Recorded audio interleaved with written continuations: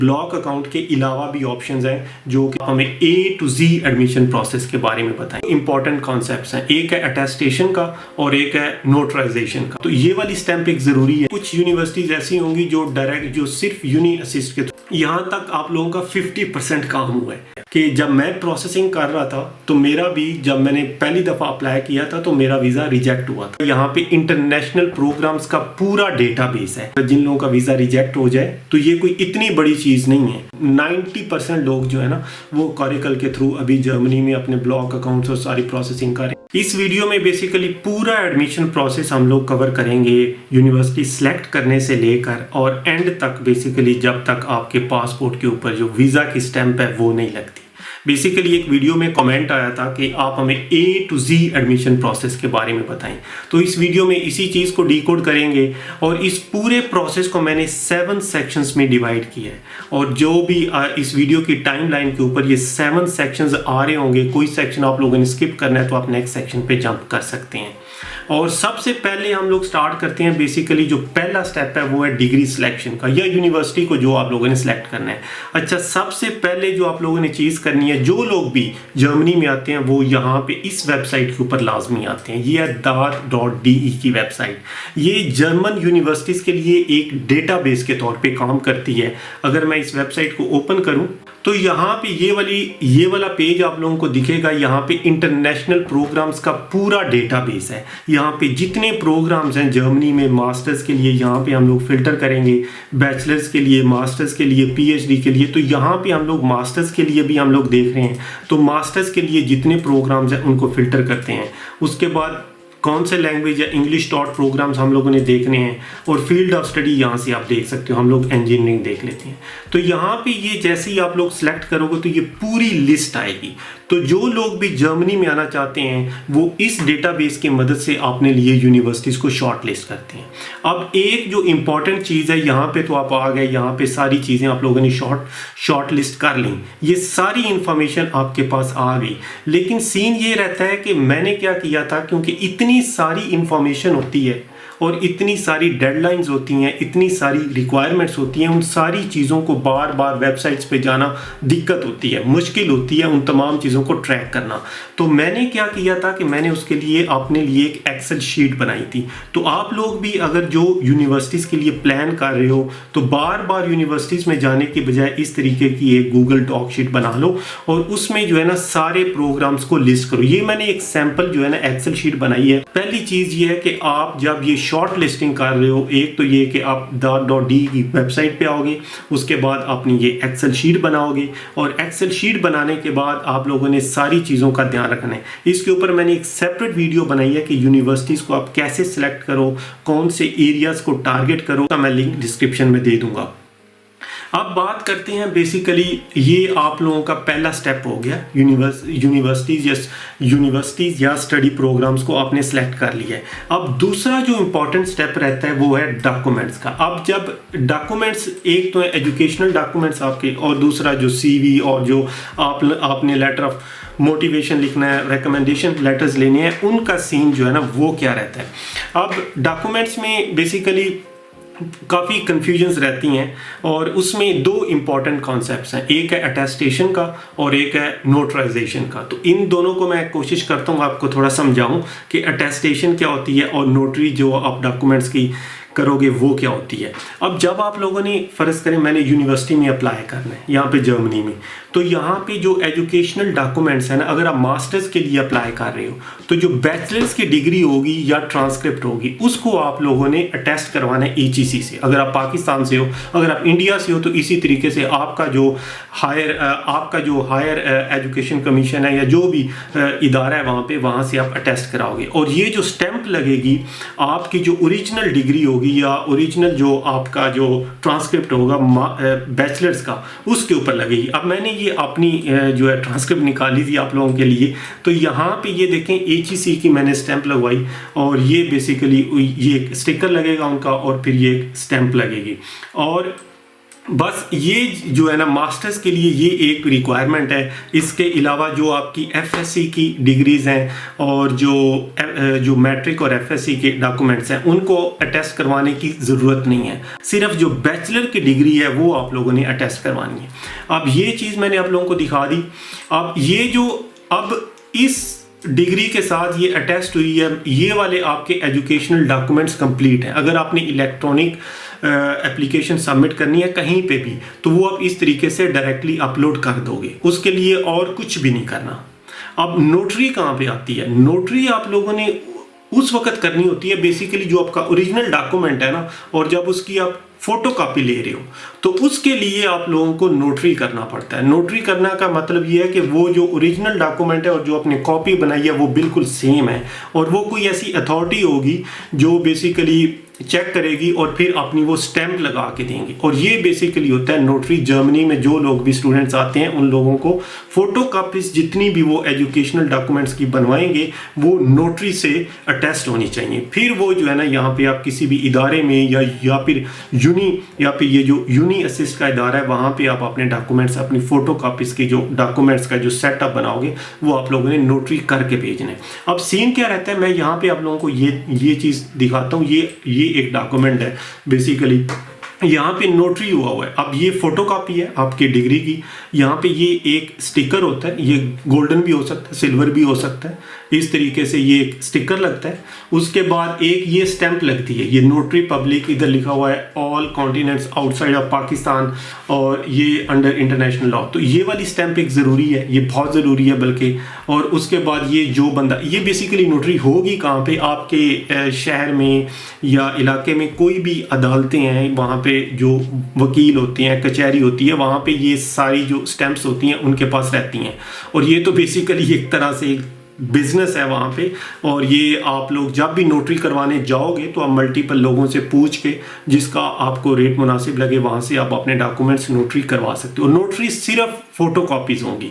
Photo copies जो जितने भी आपके एजुकेशनल डॉक्यूमेंट्स होंगे, जैसे मैट्रिक का हो गया, एफएससी का हो गया, आपके बैचलर्स की ट्रांसक्रिप्ट और ये सारी चीज़ें, इनको आपने नोटरी करके फ़ोटो कॉपीज़ को, और फिर उस सेट को आपने जर्मनी में भेजना है, यूनिवर्सिटी को या डायरेक्टली यूनिवर्सिटी को, जैसे भी वो फिर रिक्वायरमेंट रहती है वहाँ पे आप लोगों ने भेजना है। अब ये जो चीज़ है, इसके बाद जो आप लोगों ने काम करना है, ये नोटरी हो गए आपके डॉक्यूमेंट्स, फोटो कापी सारी नोटरी हो गई। तो ये चीज़ आप लोगों ने वहाँ पे फिर फोटो कापीज़ आपने यूनिवर्सिटीज़ को भेजनी है। ये बेसिकली एक एजुकेशनल डॉक्यूमेंट्स को तैयार करने का ये तरीका है जब भी आप एप्लीकेशन तैयार करते हो। तो उसके बाद जो दूसरे डॉक्यूमेंट्स आप लोगों के साथ रहेंगे वो पासपोर्ट है, आइट्स का सर्टिफिकेट है। आइट्स का सर्टिफिकेट अगर आप कॉपी उसकी करवा के भेज रहे हो तो उसको भी नोटरी करवा लो, अच्छा रहेगा। और उसके बाद बाकी ये जो सीवी है, मोटिवेशनल लेटर है, रेफरेंस लेटर जो आप अपने यूनिवर्सिटी में अपने किसी प्रोफेसर से लोगे या आपने किसी एम्प्लॉयर से लोगे, वो जो लेटर्स हैं उनको, या ये क्योंकि डॉक्यूमेंट्स आपने खुद बनाए हैं, खुद लिखे हैं, तो इनको कोई अटेस्टेशन या नोटरी वगैरह करने की ज़रूरत नहीं है। तो ये जो चीज़ें हैं, ये वाली अगर आपका कोई और डॉक्यूमेंट्स हैं, या ये बेसिकली इस तरीके से आपने अपने डॉक्यूमेंट्स तैयार करने हैं। तो ये एक छोटा सा इंट्रोडक्शन था कि आपने डॉक्यूमेंट्स को कैसे तैयार करना है, कौन से डॉक्यूमेंट्स के ऊपर ओरिजिनल अटेस्टेशन होगी, कौन से डॉक्यूमेंट्स को आपने नोटरी करवाना है। तो ये बेसिकली है डॉक्यूमेंट्स का सेक्शन। अब इसके ऊपर जो है ना फर्दर आप लोगों को पता चलेगा थर्ड स्टेप में जाके, जो है बेसिकली एप्लीकेशन सेंड करना। अब एप्लीकेशन सेंड करने जो है ना वो हर यूनिवर्सिटी का या ज़्यादातर यूनिवर्सिटीज़ का अपना अपना एक सिस्टम बना हुआ है। वो कैसे होता है, क्या होता है, अभी इस स्टेप में हम लोग देखते हैं। थर्ड स्टेप में जैसा मैंने कहा कि इसमें 3 तरीके हैं। एक तो कुछ यूनिवर्सिटीज़ ऐसी होंगी जो आपको कहेंगे कि आप डायरेक्टली जितने भी आपके डॉक्यूमेंट्स हैं ना, या उनका अपना इलेक्ट्रॉनिक पोर्टल भी होगा जहां पे आप लोगों ने सारे अपने डॉक्यूमेंट्स अपलोड करने होंगे, और फिर जो फोटो कॉपीज़ होंगी वो आप लोगों ने पूरा सेट तैयार करके यूनिवर्सिटीज़ को डायरेक्टली ऑफिस में भेजना है। वहाँ से आपने TCS करवा देना है या जो भी है वहाँ पर, या DHL करवा दें। और वो आपने डायरेक्टली यूनिवर्सिटी में भेज देना है। दूसरा जो तरीका है वो है वाया यूनी असिस्ट एप्लीकेशन, कि आपने जितनी भी एप्लीकेशन प्रोसेस होगा डायरेक्टली यूनी असिस्ट के पोर्टल पे होगा। यूनी असिस्ट एक थर्ड पार्टी एक इदारा है जो जर्मन यूनिवर्सिटीज़ के लिए बेसिकली काम करता है, और वहाँ पे जितने भी इंटरनेशनल स्टूडेंट्स आते हैं वहाँ पे वो बेसिकली अपनी जो एप्लीकेशंस हैं यूनी असिस्ट के थ्रू उनकी वो जो है ना प्रोसेस होती हैं। तो यहाँ पे जो यूनिवर्सिटीज़ कहेंगी आपको कि आपने यूनी असिस्ट के थ्रू अप्लाई करना है, और वहाँ पे लिखा होगा कि यूनिवर्सिटी को आपने कोई डॉक्यूमेंट नहीं भेजना, सारी प्रोसेसिंग यूनी असिस्ट के थ्रू होगी। और जो थर्ड तरीका है यार मेरे भाई वो ये है कि आप लोगों ने एक यूनी असिस्ट में पहले वीपीडी लेना है, और फिर वीपीडी क्या है, बेसिकली आपने यूनी असिस्ट पे अप्लाई करना है। वो आप लोगों को एक डॉक्यूमेंट देंगे, उसको जर्मन में कहते हैं फॉर प्रूफुंग्स डॉक्यूमेंटेशन, जिसे हम वीपीडी डॉक्यूमेंट कहते हैं। वो डॉक्यूमेंट आप लोगों को यूनी असिस्ट से मिलेगा, और वो डॉक्यूमेंट लेने के बाद और बाकी जो भी रिक्वायरमेंट्स होंगी वो अपने यूनिवर्सिटीज़ को डायरेक्टली भेजनी है और उनके पोर्टल पे जाके सबमिट करनी है, और फिर जो है आप लोगों का वो जो है प्रोसेसिंग होगी उस यूनिवर्सिटी में। तो ये 3 तरीके जो मैंने आपको बताया। अब यहाँ पे इन तीनों तरीकों की एक एग्जांपल भी देखते हैं। फॉर एग्जांपल ये मैंने एक प्रोग्राम निकाला था। इस प्रोग्राम में बेसिकली क्या है कि ये TU हाम्बुर्ग का प्रोग्राम है, और यहाँ पे अगर हम रिक्वायरमेंट्स में जाएं तो यहाँ पे क्लियरली मेंशन्ड है कि आप लोगों ने ये यहाँ पे लैंग्वेज रिक्वायरमेंट्स और ये सेंड सबमिट एप्लीकेशन टू, तो ये डायरेक्टली अपनी यूनिवर्सिटी में एप्लीकेशन सबमिट करनी है, और सारी डिटेल्स आप लोगों को यूनिवर्सिटी के पोर्टल से मिल जाएगी। तो यहाँ पे ये मैंने TU हाम्बुर्ग का लिंक अगर मैं ओपन करूँ, एप्लीकेशन गाइडलाइन बेसिकली यहाँ पे ये हमें दे रहा है, और यहाँ पे ये सारा जो सेमेस्टर विंटर सेमेस्टर 2024 में जो स्टार्ट होगा उसके लिए ये सारी डिटेल्स इन लोगों ने दी हुई हैं। तो एक और मैंने यहाँ पे डॉक्यूमेंट निकाला है आप लोगों के लिए, अगर इसको मैं ओपन कर दूं तो यहाँ पे देखें, यहाँ पे TU हाम्बुर्ग है, इसमें ये सारी डिटेल्स हैं एप्लीकेशन प्रोसेस की कि कब ये स्टार्ट होगा, और इसमें डॉक्यूमेंट्स भी लिखे होंगे। ये देखें यहाँ पे डॉक्यूमेंट्स ऑफ एप्लीकेशन, यहाँ पे सारे डॉक्यूमेंट्स जो चीज़ें भी चाहिए इनको वो बेसिकली लिखा हुआ है। CV है, बैचलर्स की डिग्री है, और ये आपके ट्रांसक्रिप्ट वगैरह, ये आइल्स कितना चाहिए, और इस तरीके से ये जो सारी बेसिकली गाइडलाइन दी हुई है। और ये बेसिकली एग्जांपल शो करने का मकसद ये था कि ये जो यूनिवर्सिटी है यहाँ पे डायरेक्टली एडमिशन होगा, यूनी असिस्ट का यहाँ पे कोई लेना देना नहीं होगा। अब एक और प्रोग्राम देखते हैं, यहाँ पे ये कह रहे हैं डायरेक्टली आप लोग यूनी असिस्ट के थ्रू अप्लाई करोगे। इसको देखते हैं ये कैसा दिखता है। यहाँ पे ये .de की लिंक है, यहाँ पे रिक्वायरमेंट्स में आए तो यहाँ पे इन लोगों ने क्लियरली लिखा हुआ है जो first year students from non EU countries, जो नॉन EU कंट्रीज के स्टूडेंट्स हैं उन लोगों ने एप्लीकेशन वाया यूनी असिस्ट देनी है, और ये डेडलाइंस हैं। विंटर सेमेस्टर के लिए ये 31 मई तक हैं, और फिर समर सेमेस्टर के लिए 30 नवंबर तक है। तो ये इस तरीके से आपने यूनी असिस्ट के थ्रू। और यहाँ पे अगर मैंने एक और भी डॉक्यूमेंट निकाला था वाया यूनी असिस्ट, अब ये देखें यहाँ पे इसी प्रोग्राम का, ये हैनोवर में बेसिकली प्रोग्राम है और नॉन EU, और यहाँ पे इन लोगों ने क्लियरली लिखा था कि जितनी भी एप्लीकेशन प्रोसेसिंग होगी रजिस्टर विद यूनी असिस्ट, उसके बाद search for degree programs, upload necessary documents, check application and send it electronically. और ये इन लोगों ने क्लियरली लिखा हुआ an additional application directly at LUH is therefore not necessary as uni assist forward application to us. तो ये कुछ यूनिवर्सिटीज़ ऐसी होंगी जो सिर्फ यूनी असिस्ट के थ्रू आप डायरेक्टली अप्लाई करोगे, और यूनिवर्सिटी को डायरेक्टली कोई जो आप लोगों ने डॉक्यूमेंट नहीं भेजना। अब थर्ड तरीके का जो मैंने आप लोगों को बताया था कि VPD डॉक्यूमेंट चाहिए और फिर आप लोगों ने अप्लाई करना है उस यूनिवर्सिटी में डायरेक्टली जाके। तो यहाँ पे आप लोगों को VPD डॉक्यूमेंट, ये देखें यहाँ पे इन लोगों ने ये जो प्रोग्राम है बेसिकली ये टेक्निश होकशूले इंग्लिशस्टाdt में प्रोग्राम है, ये म्यूनिक के साथ ये एक छोटा सिटी है इंग्लिशस्टाdt, और वहाँ पे ये बेसिकली प्रोग्राम है। और इन लोगों ने लिखा है apply online at uni assist in order to receive VPD document. और VPD डॉक्यूमेंट लेने के बाद right with this document you will be able to apply online via Primuss application portal, और इनका ये पोर्टल है, वहाँ पे जाके आप लोगों ने डायरेक्टली अप्लाई करना है इस यूनिवर्सिटी के लिए। ये 3 तरीके थे जो आप लोगों ने यूनिवर्सिटीज़ में हो सकता है जब भी आप जर्मनी में यूनिवर्सिटीज़ में अप्लाई कर रहे हो, तो इन 3 तरीकों में से कोई भी तरीका कोई भी यूनिवर्सिटी उसको अपना सकती है। तो जब भी आप .de पे अपनी यूनिवर्सिटीज़ को यहाँ पे जब आप शॉर्ट लिस्ट कर रहे हो तो उस वक्त आप लोगों ने देखना है कि वो यूनिवर्सिटीज़ का जो एप्लीकेशन प्रोसेस है वो कैसे रहेगा और कैसे हम लोगों ने डॉक्यूमेंट्स या कैसे अपनी एप्लीकेशन को फॉरवर्ड करना है। तो ये पूरा बेसिकली जो है ना एक तरीके से मैंने आप लोगों को गाइड किया है कि यहाँ पे आप लोगों ने एप्लीकेशन सबमिट कैसे करनी है। तो अगर आप लोगों का अभी तक यहाँ तक कोई भी क्वेश्चन आप कमेंट सेक्शन में लिखो और फिर अब हम लोग चौथे स्टेप पे चलते हैं। चौथा स्टेप बेसिकली है एडमिशन लेटर। अब यहाँ पे जब आप लोगों ने ये सारा काम कर लिया, एप्लीकेशन सबमिट कर दिया, फिर 4 to 6 वीक से जो भी उनका प्रोसेसिंग टाइम है उसके बाद आप लोगों को एडमिशन लेटर इशू होगा। अब एडमिशन लेटर जो है यहाँ तक आप लोगों का 50% काम हुआ है और ये भी एक अच्छा खासा लंबा काम रहता है यूनिवर्सिटीज़ को शॉर्ट लिस्ट करना, अप्लाई करना। तो यहाँ तक अगर आप एडमिशन लेटर तक पहुँच गए हो तो ये बहुत अच्छी बात है, अगर नहीं तो फिर दोबारा से ट्राई करना पड़ेगा और दोबारा से यूनिवर्सिटीज़ में अप्लाई करना पड़ेगा। लेकिन मेरी सजेशन यही होगी कि हमेशा अपने CGPA को और अपनी एकेडमिक परफॉर्मेंस को मद्देनज़र रख कर यूनिवर्सिटीज़ को आप सेलेक्ट करो, तो फिर एडमिशन के चांसेस बहुत ज़्यादा रहते हैं। अब चलते हैं 5th स्टेप पे। आपके पास एडमिशन लेटर आ गया। अब यहाँ पे किसी भी यूनिवर्सिटी का आपके पास एडमिशन लेटर आ गया, चाहे वो होक्सचुले है या टेओ है, और आपने बस उसकी बेस पे अब आपको वीज़ा मिल सकता है। उसके बाद भी सीन रहता है कि अगर उसके बाद आपका किसी और यूनिवर्सिटी में बाद में एडमिशन लेटर है तो यहाँ पे आके आप चेंज कर सकते हो, वो कोई दिक्कत नहीं रहती। तो ये भी जो है ना अक्सर लोगों का क्वेश्चन रहता है कि मैंने एक एडमिशन लेटर के साथ अपनी जो वीज़ा प्रोसेसिंग की है उसके बाद क्या मैं यूनिवर्सिटी चेंज कर सकता हूँ अगर मुझे कहीं और से ऑफ़र आ जाती है। तो बिल्कुल यहाँ पे बहुत सारे लोग ऐसा करते हैं। ये 5वां स्टेप है। यहाँ पे बेसिकली आप लोगों के पास एडमिशन लेटर आ चुका है तो अब यहाँ पे आपने एम्बेसी में अपॉइंटमेंट बुक करनी है। एम्बेसी में अपॉइंटमेंट बुक करने का तरीका क्या है?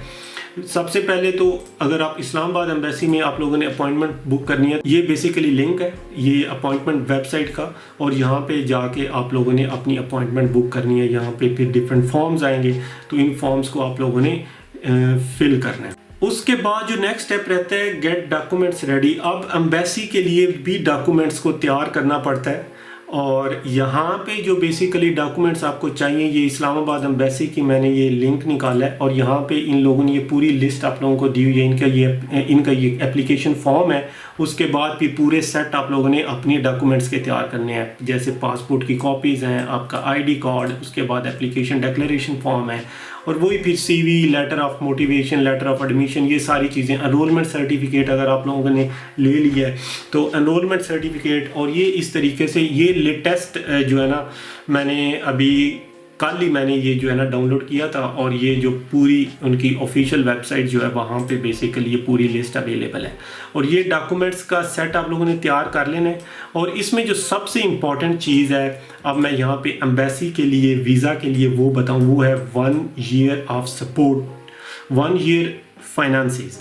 मतलब जर्मनी में ये ब्लॉक अकाउंट का कॉन्सेप्ट है, या 1 साल के फाइनेंसिस आपके पास होने चाहिए ताकि आप जर्मनी में आके अपनी पढ़ाई शुरू कर सको। यहाँ पे सबको पता है ट्यूशन फीस तो नहीं है, लेकिन जर्मनी में जो गवर्नमेंट है वो मेक श्योर करती है कि आपके पास इतने पैसे हैं मंथली कि आप अपना जो खर्चा है, अपने जो लिविंग एक्सपेंसेस हैं, अपना जो हेल्थ इंश्योरेंस का खर्चा है या ट्रैवल कॉस्ट है या और खाने पीने का जो भी आप लोगों का खर्चा हो वो आप लोग अपना खुद जो है उसको कर सकते हो। तो इसके लिए आप लोगों को कहा जाता है कि आप 1 साल के फाइनेंसिस आपने शो करने हैं। तो उसके 2 तरीके हैं। पहला तरीका ये है कि आप ब्लॉक अकाउंट बनवा लो। ब्लॉक अकाउंट क्या है कि आपने अभी जो 2023 के मुताबिक जो चल रहा है वो 11,208 इतने यूरोस, अराउंड 11,000 यूरोस आपने अपने एक अकाउंट में जमा करवा देनी है, और वो फिर हर मंथ आपको रिलीज होंगे। ये है ब्लॉक अकाउंट। और ये ब्लॉक अकाउंट के अगर ब्लॉक अकाउंट की ऑप्शन आपके पास नहीं है तो दूसरी ऑप्शन वो आप लोगों को देते हैं sponsor letter from Germany. Germany में ये बेसिकली ये एक चीज़ है जर्मनी में, यहाँ पे Verpflichtungserklärung ये डॉक्यूमेंट का नाम है। जो जर्मनी में कोई ऐसा बंदा हो जो वेल सेटल्ड हो उसकी पे हो या बिजनेस हो, जो भी हो, उसके पास यहाँ की रेजिडेंस हो और यहाँ पे वो वेल सेटल्ड हो, और जो आपका जो मंथली एक्सपेंसिव जो उन लोगों ने ये ब्लॉक अमाउंट में वो आप लोगों को कह रहे हैं मंथली 900 समथिंग है, तो ये 900 यूरोस उस बंदे के पास हर मंथ, या इतनी उसके पास वेल्थ हो या इतनी उसकी पे हो कि हर मंथ इतने पैसे उसके पास एक्स्ट्रा आ रहे हैं, तो ताकि वो आपको भी सपोर्ट कर सके। तो ये उसने जो है ना यहाँ पे जर्मनी में, वो यहाँ पे राट हाउस है या डिफरेंट ऑफिसेज हैं, वो यहाँ पे जर्मनी में जो बंदा आपका स्पॉन्सर होगा वो यहाँ पे ऑफिस में जाएगा और वहाँ पे जो भी रिक्वायरमेंट होगी Verpflichtungserklärung डॉक्यूमेंट लेने के लिए, तो इस डॉक्यूमेंट को लेने के लिए जो भी रिक्वायरमेंट होगी वो वहाँ पे फुलफिल करेगा और वो फिर ऑफिस यहाँ पे जर्मनी में उसे ये डॉक्यूमेंट दे देगा। ये डॉक्यूमेंट अगर आपके पास आ जाता है किसी भी स्पॉन्सर से जो जर्मनी में वेल सेटल्ड है, तो फिर भी आपके पास ये जो रिक्वायरमेंट है फाइनेंशियल 1 ईयर ऑफ फाइनेंसिस की, ये आप मीट करते हो, तो फिर आप लोगों को ब्लॉक अकाउंट की ज़रूरत नहीं रहती है। तो ये बेसिकली 2 तरीके थे जो मैं चाहता था थोड़ा आप लोगों को डिटेल में बताऊं कि ब्लॉक अकाउंट के अलावा भी ऑप्शंस हैं जो कि स्पॉन्सर के लेटर पे आप लोग जर्मनी में एडमिशन ले सकते हो। इसका थोड़ा मैं और बता देता हूँ ब्लॉक अकाउंट का। यहाँ पे जो लोग भी पाकिस्तान से आ रहे हैं या इंडिया से, उनके लिए अभी जो चल रहा है मार्केट में वो 2 मेजर ऑप्शंस रहते हैं जिसमें ज़्यादातर लोग अपने ब्लॉक अकाउंट्स बनवा रहे हैं। एक ये कॉरेकल है। कॉरेकल की अगर हम वेबसाइट पे जाएं तो वो बेसिकली कुछ ऐसी दिखती है। 90% लोग जो है ना वो कॉरेकल के थ्रू अभी जर्मनी में अपने ब्लॉक अकाउंट्स और सारी प्रोसेसिंग कर रहे हैं। ये इनका ये बेसिकली एक पैकेज है जिसमें ये आपका ब्लॉक अकाउंट भी खोलते हैं, आप लोगों को ये फ्री ट्रैवल इंश्योरेंस दे रहे हैं, पब्लिक हेल्थ इंश्योरेंस दे रहे हैं, और ये फास्ट ईजी और क्विक जो भी इनकी मार्केटिंग की स्ट्रेटेजी है। लेकिन ये है कि अच्छा है, आपकी घर बैठे सारी प्रोसेसिंग हो जाती है, और अगर ये आप लोगों को पब्लिक हेल्थ इंश्योरेंस भी दे रहे हैं, इससे बहुत अच्छा है, आपकी एनरोलमेंट भी पाकिस्तान में हो जाएगी। और मैंने अभी आप लोगों को डॉक्यूमेंट्स में भी दिखाया था कि जो इस्लामाबाद की एम्बेसी है वो बाज़ औक़ात आपसे एनरोलमेंट भी मांगती है। तो ये जो एनरोलमेंट का सर्टिफिकेट है अगर आप लोगों को लेना है, अगर आप लोगों की अपॉइंटमेंट डिले हो रही है और यहाँ पे यूनिवर्सिटी स्टार्ट हो गई है, तो ये एनरोलमेंट का लेटर आपसे मांगेगी जो एम्बेसी है। तो वो लेने के लिए आप लोगों को हेल्थ इंश्योरेंस चाहिए। तो ये जो कॉरेकल वाले हैं ये हेल्थ इंश्योरेंस भी दे रहे हैं। यहाँ से हेल्थ इंश्योरेंस लेने के बाद आप यूनिवर्सिटी से अपना एनरोलमेंट लेटर आसानी से ले सकते हो।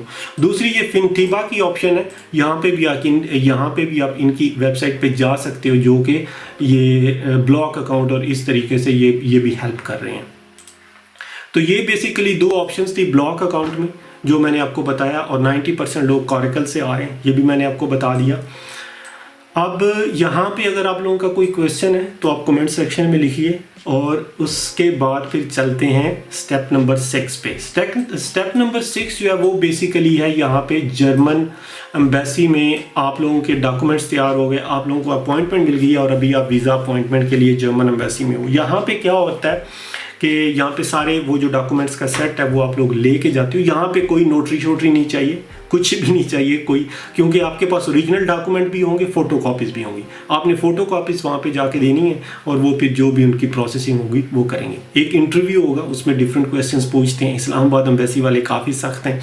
और उसके बाद एक और जब मैंने स्टूडेंट से बात की तो बेसिकली वो एक मोटिवेशन लेटर सा, बेसिकली कुछ क्वेश्चंस होते हैं जिसमें आप क्यों जर्मनी जा रहे हो, क्या पढ़ना चाहते हो, क्यों और क्या, और ये इस तरीके से आपने वो कुछ उधर वो एम्बेसी के अंदर ही इंटरव्यू के दौरान हो सकता है वो ये सवाल आपसे पूछें या रिटर्न फॉर्म में आपसे लें। तो ये चीज़ वहाँ पे होती है बेसिकली। और वीज़ा अपॉइंटमेंट के बाद यहाँ पे ये इंटरव्यू सीन रहता है और बस यही है। और लास्ट स्टेप जो है ये इम्पॉर्टेंट स्टेप है। वीज़ा आप लोग घर आ गए हो, वेट कर रहे हो, जर्मनी का स्टूडेंट वीज़ा या तो एक्सेप्ट होगा या रिजेक्ट होगा। एक्सेप्ट हो जाए तो बहुत अच्छा है, मुबारक हो आपको। लेकिन ये है कि जिन लोगों का रिजेक्ट हो जाता है तो उन लोगों के लिए जो मैं ये बताना चाहूँगा कि जब मैं प्रोसेसिंग कर रहा था तो मेरा भी, जब मैंने पहली दफ़ा अप्लाई किया था तो मेरा वीज़ा रिजेक्ट हुआ था और फिर मैंने अपील की थी और फिर अपील के प्रोसेस के थ्रू 1 साल लग गया था मुझे एक्स्ट्रा। लेकिन ये है कि अगर आप वाकई में जर्मनी आना चाहते हो और अगर आप इस चीज़ पे स्ट्रॉन्ग रहते हो तो फिर जो है ना आप लोगों को कोई भी पहली दफ़ा कोई किसी वजह से भी वो आप लोगों का जो है ना वो रिजेक्ट कर सकते हैं या हो सकता है। तो आप लोगों ने बस हिम्मत नहीं हारनी, और जो भी तरीके हैं, जो भी चीज़ें हैं, आप लोगों ने उसके ऊपर स्ट्रॉन्ग रहना है।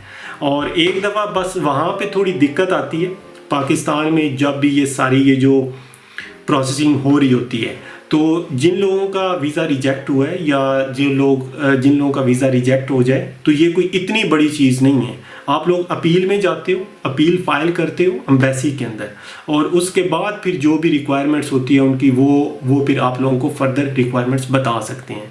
और जो भी उनके कोई भी जो भी वो चीज़ें कहेंगे, ज़्यादा से ज़्यादा वो यही कहेंगे कि आपके पास आपकी जो फाइनेंशियल सिचुएशन है वो इतनी स्ट्रांग नहीं है, इस वजह से हम आपका रिजेक्ट कर रहे हैं, या कोई भी वजह, आपने उसका प्रॉपर जो है लीगल जवाब दे सकते हैं और उसके प्रॉपर डॉक्यूमेंट सबमिट कर सकते हैं। जाहिर सी बात है इसमें टाइम लगेगा, 6 महीने, 8 महीने, साल। तो उसके बाद फिर आप लोग नेक्स्ट ईयर के लिए अपनी फिर दोबारा से तैयारी करोगे। तो मैंने भी ऐसे ही किया था बेसिकली, कि जब मेरा वीज़ा रिजेक्ट हो गया था, बजाय इसके कि मैंने उसकी अपील भी फाइल की, उसके बाद फिर मैंने दोबारा से अगले साल और ज़्यादा यूनिवर्सिटीज़ में अप्लाई किया, और फिर मेरा उसी से फिर पहले मेरा TU म्यूनिक में एडमिशन नहीं हुआ था, फिर दूसरे साल मेरा TU म्यूनिक में एडमिशन हो गया। और मैं समझ तो मेरे लिए अच्छा रहा, क्योंकि अगर मैं 1 साल डिले मेरा ना होता तो फिर मैं किसी छोटी यूनिवर्सिटी में किसी छोटे शहर में पढ़ रहा होता। ये basically end to end basically application process था, और ये प्रोसेस लंबा है, मुश्किल है, लेकिन नामुमकिन नहीं है। आप लोग अगर जो लोग भी जर्मनी के लिए प्लान कर रहे हो, तो I wish best of luck कि आप लोग जर्मनी में आसानी से अपने वीज़ा प्रोसेसिंग करें, एडमिशन्स के लिए आएँ। और बैचलर्स के लिए भी ये ऐसी ही एक मैं वीडियो बनाऊंगा कि बैचलर्स करने के लिए क्या क्या ऑप्शंस रहती हैं।